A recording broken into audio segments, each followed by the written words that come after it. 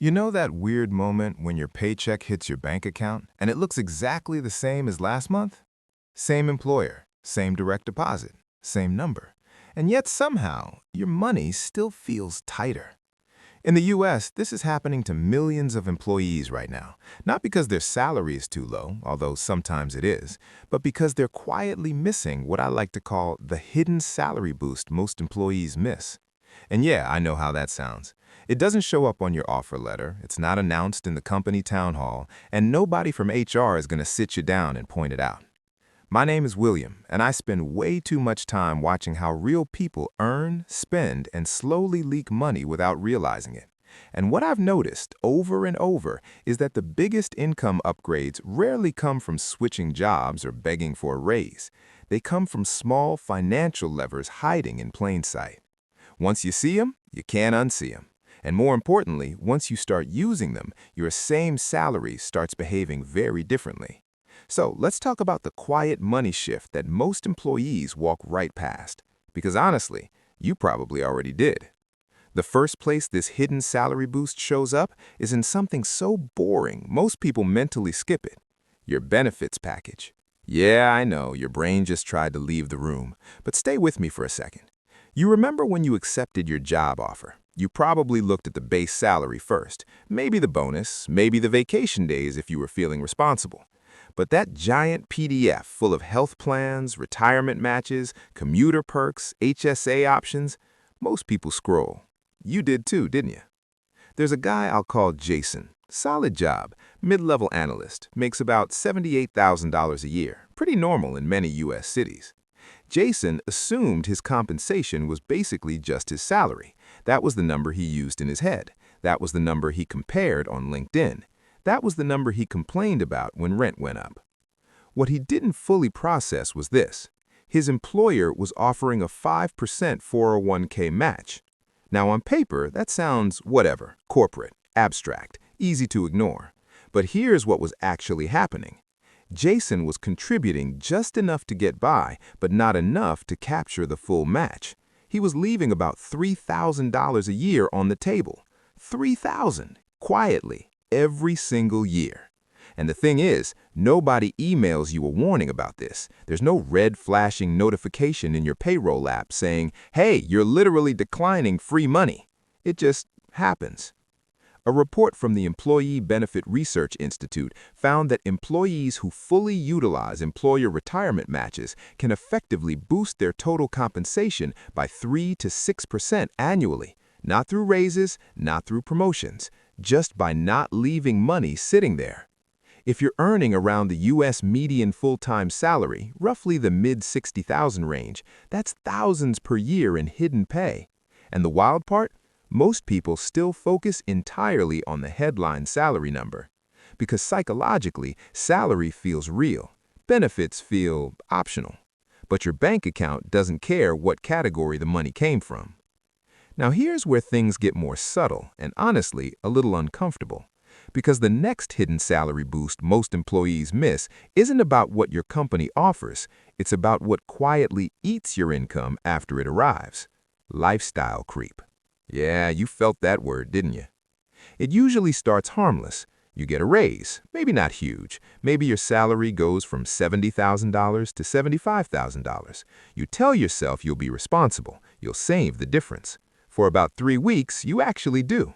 Then slowly, almost invisibly, your baseline shifts. The Starbucks stops become more frequent. The Amazon late-night scroll gets a little more casual. Netflix turns into Netflix plus Disney Plus plus Hulu because, hey, it's only a few extra bucks. There's a woman I'll call Michelle. When her income crossed 6 figures, nothing dramatic happened overnight. She didn't suddenly buy a Tesla or move into a luxury high-rise. Instead, her spending just softened. Grocery trips at Whole Foods instead of Walmart. Uber rides where she used to drive. Upgrading her iPhone every release cycle instead of every 3 or 4 years. Each decision felt tiny, defensible, normal for someone at her income level. But here's what the math quietly did. Her fixed monthly spending drifted up by about $640.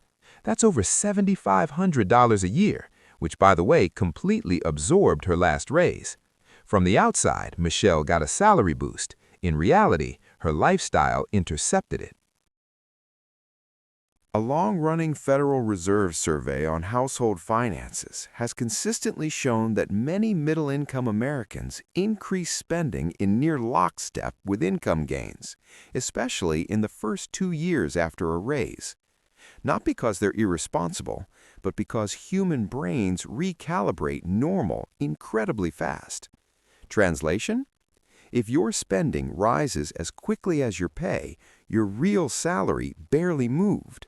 And this is where the hidden boost lives, not just in earning more, but in keeping more of what already increased. There's another lever most employees underestimate, and it hides inside something that feels very administrative: your tax strategy at work. Yeah, I know, this is where most people mentally check out and open another tab. But stay with me, because this one is quietly powerful. In the U.S., millions of employees use pre-tax accounts like traditional 401ks, HSAs, and commuter benefits without fully understanding how much they're actually changing their take-home efficiency. Let's make this feel real. Suppose your salary is $85,000, pretty common for experienced professionals in many American cities. If you shift even $4,000 of that into pre-tax buckets like a traditional 401k or HSA, depending on your tax bracket, you could reduce your federal tax bill by roughly $800 to $1,000 for the year.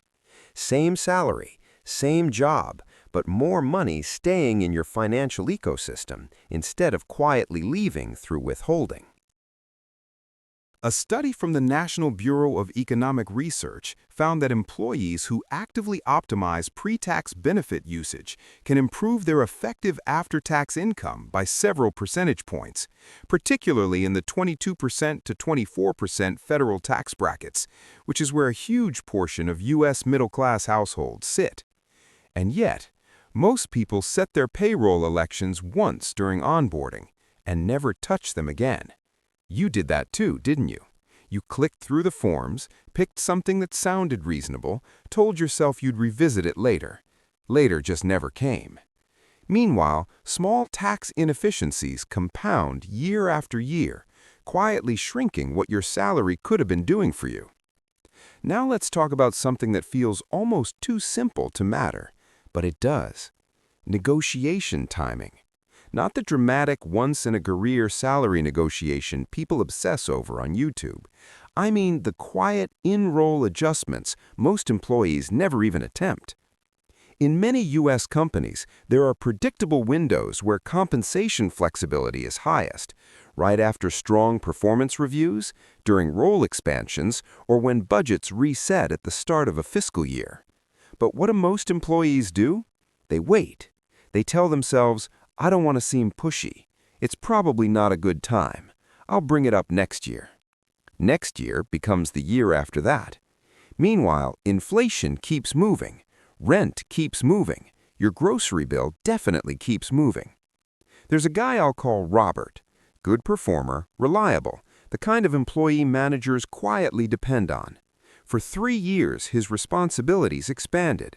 Not dramatically, just gradually. A few extra clients, a few more reporting duties, more people coming to him for help. He adapted, like most capable employees do. What he didn't do was recalibrate his compensation conversation. By the time he finally raised the topic, market salaries for his role had moved up nearly 12%.